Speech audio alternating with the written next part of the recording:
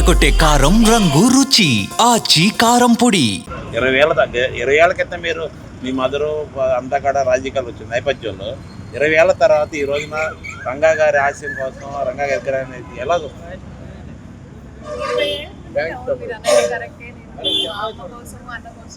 రాజకీయంగా బయటకు వచ్చాను, కానీ కొన్ని ఫ్యామిలీ రెస్పాన్సిబిలిటీస్ మూలంగా నేను రాజకీయానికి లేకపోతే పబ్లిక్ లైఫ్కి దూరంగా ఉండడం జరిగింది. కానీ వాటి నుంచి నేను డెఫినెట్గా యాక్టివ్గా పబ్లిక్ లైఫ్లో ఉంటాను.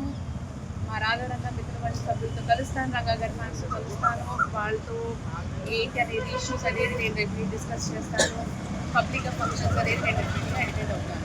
రంగా గారి మీద చాలా ఆప్యాయత అనురాగాలు నేపథ్యంలో రాజకీయ కొరత ఏర్పడింది అనుకుంటున్నారా, లేదంటే రంగా గారి ఆశయాల కోసం మళ్ళీ ఒక అడుగు ముందుకేసి అందరిని కలుపుకుని వెళ్ళాలనుకుంటున్నారా? రాజకీయ కొరత ఎప్పుడు ఉంటుందండి, ఎందుకంటే రంగా గారి ఫ్యాన్స్ చాలా పెద్ద ఫ్యాన్ బేస్ అండి. అది ఉభయ రాష్ట్రాల్లోనే కాదు, మీకు దేశ విదేశాల్లో కూడా మీకు ఆయన ఫ్యాన్స్ ఉన్నారు.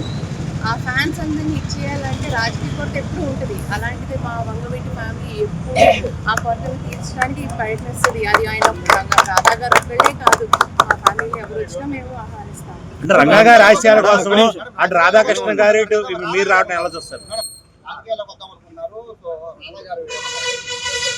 ఆయన డెఫినెట్లీ సపోర్ట్ చేస్తారండి. రాజకీయం అనేది వాళ్ళ ఎజెండా కాదండి, దయచేసి ఈ టాపిక్ డైవర్ట్ చేయకండి. నేను అన్నట్టు రాధారంగా మిత్రమండలి సభ్యుని రంగా గారి ఫ్యాన్స్ని కలవడం, ఇవాళ పాలకొల్లో కాపులు పోతున్నారంటే వాళ్ళందరినీ కలవడం అనేది జరుగుతుంది. రాజకీయం అనేది తర్వాత డిసిషన్. మేడం అంటే రాజకీయాల్లో ఎంట్రీ ఇవ్వడానికే దీన్ని ఆరంభంగా తీసుకున్నారా? నేతలు కలవడం కానీ కాపు దీనికి పబ్లిక్ లైఫ్ లో ఎంట్రీకి వాళ్ళ ఆరంభం, పబ్లిక్ లైఫ్ లో నా ఎంట్రీకి వాళ్ళ ఆరంభం. వాటి నుంచి అందరికీ నేను అవైలబుల్ ఉంటాను. ఎవరన్నా ఏమైనా కష్టాలు వచ్చినా నష్టాలు వచ్చినా నేనున్నాను, అండగా నేనున్నానని చెప్పి నేను కూర్చుంటానని చెప్పి ఇవాళ పబ్లిక్ లైఫ్ లో వస్తుంది. పార్టీలు ఏమైనా సంప్రదించాయా? వైసీపీ కానీ జనసేన కానీ మిమ్మల్ని ఆహ్వానించడం? అది నేను తర్వాత తప్పకుండా డెసిషన్ అనేది తీసుకున్న తర్వాత మీడియా మిత్రులందరినీ ఇన్వైట్ చేసి మీటింగ్ పెట్టాను. అప్పుడు ఏదైనా డెసిషన్ అందరికీ చెప్తాను. సో టాపిక్ ని డైవర్ట్ చేయాలి. ఆల్ ఆఫ్ సడన్ ఎందుకు మేడం ఆల్ ఆఫ్ సడన్ ఎందుకు ఎంట్రీ? మీరు ఇంతకాలం సైలెంట్ గా ఉన్నారు కదా, మీ ఎంట్రీ పైన అంటే మీరు సాధారణ సేదా కుటుంబానికి చెందినటువంటి వ్యక్తులు కాదు, ఇంతకాలం సైలెంట్ గా ఉన్నారు. మీరు పార్టీలోకి వస్తారా రాదే మీరు క్లియర్ గా చెప్పడం, ఎందుకు ఆల్ ఆఫ్ సడన్ మీరు ఎంట్రీ సిద్ధం చేస్తున్నారు? ఆల్ ఆఫ్ సడన్ ఎంట్రీ కాదండి. ఒకటి మా రాధారంగ మిత్రమండలిలో ఒక కొరత ఉంది, ఒక గ్యాప్ అనేది ఉంది. ఎందుకంటే చెప్పారు కదా, ఫ్యాన్ బేస్ అనేది చాలా పెద్దది.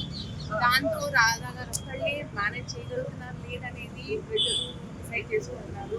సో గ్యాప్ అనేది ఉంది, ఆ గ్యాప్ ని ఫిల్ చేయడానికి అని చెప్పి నేను కూడా బయటకు రావడం జరిగింది. అది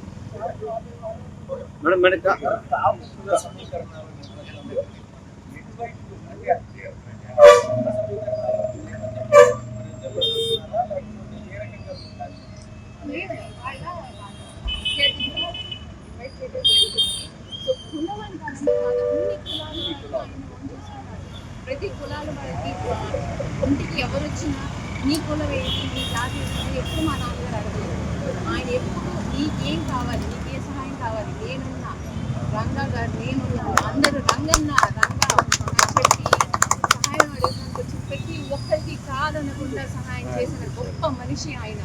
అలాంటిది ఒక కులం అనేది నోబడీ కెన్ ఓన్, ఒక కులం అనేది ఓన్ చేసుకోలేదు. ప్రతి కులానికి చెందిన ఆయన, ప్రతి మతానికి చెందిన ఆయన వారు ఆయన.